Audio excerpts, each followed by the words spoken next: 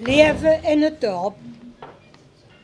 Wenn de zingvögel voetvloerten, dat wordt ons bekend, dan komt langzaam de herfst bij ons in het land. Die blaag van die boom wordt de boont en vele af. Dat meeste loof loog als chaussee in de graaf. In de dustere leeft men nog lang op een straat en klapte dan bij die lui op de poort. Dan kost man ook aan die vensteren loeren en in einem vatster jevel schoeren. In de november liepen die jongen langs de deur en sammelde hout voor het Sint-Maartensvuur. Met de lieren van een schal droegen ze de bolberg jans vol. Voor sterke speelden we ook straat op en straat af. De beste plaats waar hingen de hek oder in de graaf. Hou het dan bij ons in de winter gesniet, veel als de schalwerk überhaupt niet weet, werd dan het frechste de molreed op, kreeg die met sneeuw vlot toegestopt. Af en toe kwam er in zijn auto de straat af. Daar sprongen voor jou in dat toegesneerde graaf. En wenn het boete vroeg dat het krakt, dan had die man slimangen gemaakt. In het werkes, daar wordt jood gestokt en in einem vatster werkesketel gekakt. In Koppelwerken wordt jedes jaar gehouden. Daar van dan een geslacht en ingezouten. Houden voor dat werken dan geslacht, kreeg je die nabber, klumpjes en een woers gebracht. Kwamen voor het middags uit de school, ding mam aus der teller met moerengemeus en knorken jans vol. Af en toe houden we ook een haas in de jaad. Oom zorgt hem immer, egal wie laat.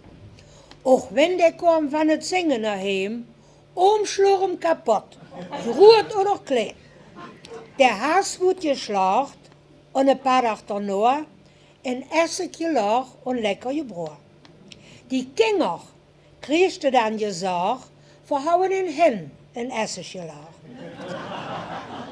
Hausfriede hong bij ons onder het taak in de grote zak.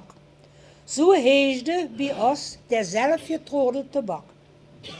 Met Peert en Warel kwam Alfred de straat erop.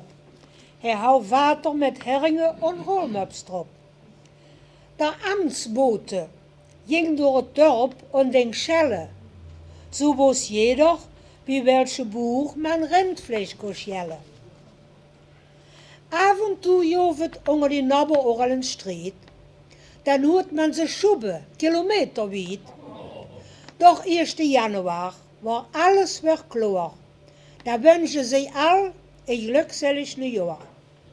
Nieuwjaarsdag, da troffen sich die Mansli op de straat en gingen beneden van poort tot poort. In jedes huis gingen ze dan erin. Die vrouw schot jedem een schnapske in. Wenn der Morgen schien, an der Abend op de straat, war jeder froh, wenn vong de eie poort. Der briefdreier, der kwam ook niet te kot. Na New York kreeg de überall in de eierschot.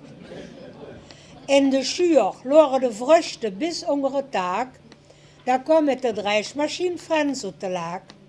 3 dagen lang sting dan het huis op de kop. Daarna dat struwen fijn gebermd in de schap. Die vruchten die worden vast naar de overste zolder gedragen. En voor ene deel, dat wordt naar de bekker gevaren. Wenn het jet niet schoof op een straat, dan stingen alle nabber vast aan de poort. Storf een van die nabber, arm oder riek, die nabber al beneden, dingen beter leek. Wordt een kindje geboren, en wordt het nog klein, bracht het suikertjes met, dat wordt toch wat schön. Die tijd is voor jongen, ze is lang voorbij, veel het man vergeten, man weet het niet meer. In der droom zijn ik die nabber voor de poort, al die lui die hier leefden, die is count van de straat. Die nabber hele beneden, en fruit en leed, dat leven in het dorp, dat vergeet man niet.